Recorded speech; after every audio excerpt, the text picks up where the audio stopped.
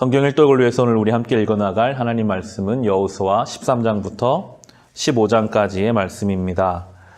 모세도 광야 길을 이스라엘 백성과 함께 지내왔지만 가나안 땅에 들어가지 못하고 그 생을 마쳤고, 여호수아도 이 맡겨진 가나안 정복을 다 마치지는 못하고 그의 나이가 다 들었다는 표현이 오늘 13장 1절에 나오고 있습니다. 여호수아가 늙고 나이가 많아졌다. 주님께서 그에게 말씀하셨다. 너는 늙었고 나이가 많은데 정복하여야 할 땅은 아직도 많이 남아있다 라고 하나님 말씀하시면서 여호수아가 감당하지 못한 그 남은 사명을 이제 남은 자들에게 분배해서 그 사명을 성취해 가도록 하십니다. 모세도 여호수아도 그저 한 사람이었기 때문에 하나님이 주신 만큼 그 역할을 감당했고, 남은 것은 또한 남은 자들에게 성취해 가도록 하는 것이 하나님의 방법입니다. 성도의 삶이 그렇습니다. 예수 그리스도가 이 땅에 시작하신 하나님 나라, 그 하나님 나라의 사명을 예수께서 성도들에게 맡기셨고, 그 사명이 오늘 우리에게까지 주어졌습니다. 이제 우리도 주님 명령 따라서 이 땅에서 주의 복음의 증인으로 살아가도록 부름받았습니다. 이 13장을 묵상해 보시면 지파마다 주어진 그 사역의 자리가 다릅니다. 어느 지파는 이쪽 지역을, 또 다른 지파는 다른 지역을 주시는 것을 묵상하면서 우리에게 허락하신 이 하나님 나라의 증인으로 사는 사명도 다 그 모양과 지역과 방법이 다르다는 것을 생각하게 됩니다. 선교사님들은 오늘도 다른 민족에 가서 복음을 전하며 살아가고 계시죠. 그런 모습으로 주님의 사명을 여전히 성취해가는 사람이 있기도 하고요. 저처럼 풀타임 사역자로 교회에서 사역하는 경우도 있습니다. 그러나 또 누군가는 자기의 자리, 가정에서, 일상에서 우리의 이웃들을 향해서 복음의 사명을 감당하며 살아가도록 우리를 부르셨습니다. 저는 그런 묵상도 되더라고요. 때로는 나의 삶에도 아직 하나님의 통치가 닿지 않은 부분들이 있구나. 내가 말하는 것, 생각하는 것, 물질을 대하는 것, 삶의 모든 순간순간에 여전히 예수 그리스도의 통치가 닿지 않은 그 부분을 내가 주님 보시기에 합당하게 만들어가는 것도 이것이 선교 사명이고, 이것이 또한 주님께서 나에게 주신 사명임을 다시 한번 생각해 봅니다. 우리도 이 맡겨주신 사명, 성취해가라고 우리에게 보내주신 그곳 그 자리를 하나님의 나라로 만들어가는 성도의 삶을 살아가야 하겠습니다. 이 주신 사명을 아주 성실하게 모범되게 감당했던 사람이 바로 이어지는 14장에 나오는 갈렙입니다. 바라기는 오늘 하루만이라도 이 갈렙의 삶을 우리가 깊이 묵상하는 이 하루가 되기를 바라는데요. 이 갈렙은 7절에 보시면 이 여호수아를 찾아와서 이런 이야기를 합니다. 14장 7절에 갈렙이 여호수아에게 하는 이야기입니다.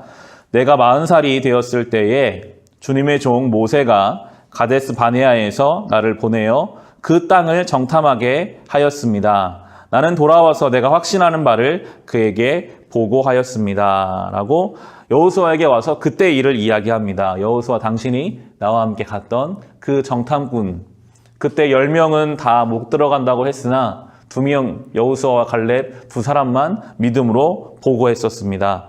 그래서 결국 그 2사람만 이 땅에 들어올 수 있었는데요. 갈렙의 위대함은 그 40살의 정탐꾼으로 다녀와서 믿음으로 고백한 것도 위대한 그의 믿음이었지만 45년이 지난 지금 85세거든요. 그러나 그는 여전히 동일한 마음을 가지고 있는 것이 저에게는 더욱 위대해 보이더라고요. 10절을 보실까요? 10절 보시면 이제 보십시오. 주님께서 모세에게 이 일을 말씀하신 때로부터 이스라엘 백성이 광야에서 생활하며 45해를 지내는 동안 주님께서는 약속하신 대로 나를 살아남게 하셨습니다. 보십시오. 이제 나는 85살이 되었습니다. 라고 고백합니다. 무려 45년이 지났습니다. 40년의 광야 생활과 아마도 5년 정도의 정복정쟁 기간이 지났을 것입니다. 그동안 많은 사람들은 죽었고 광야에서 참 많은 일들을 경험했습니다. 그리고 자기와 함께 갔던 여호수아는 하나님께 더 인정받는 것 같아 보이고 여호수아는 이미 민족의 지도자가 되었습니다. 갈렙은 여러 가지 생각들을 아마 했을 겁니다. 그러나 끝내 역시 그는 그 믿음의 하나님 말씀에 붙잡혀서 여기까지 살아내면서 11절을 보시면 이렇게 고백합니다. 모세가 나를 정탐꾼으로 보낼 때와 같이 나는 오늘도 여전히 건강하며 그때와 마찬가지로 지금도 힘이 넘쳐서 전쟁하러 나가는 데나 출입하는 데에 아무런 불편이 없습니다. 라고 고백합니다.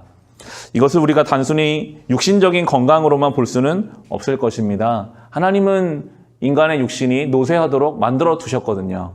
그런데 그가 말한 이 여전히 건강하다는 것은 그의 속사람을 뜻할 것입니다.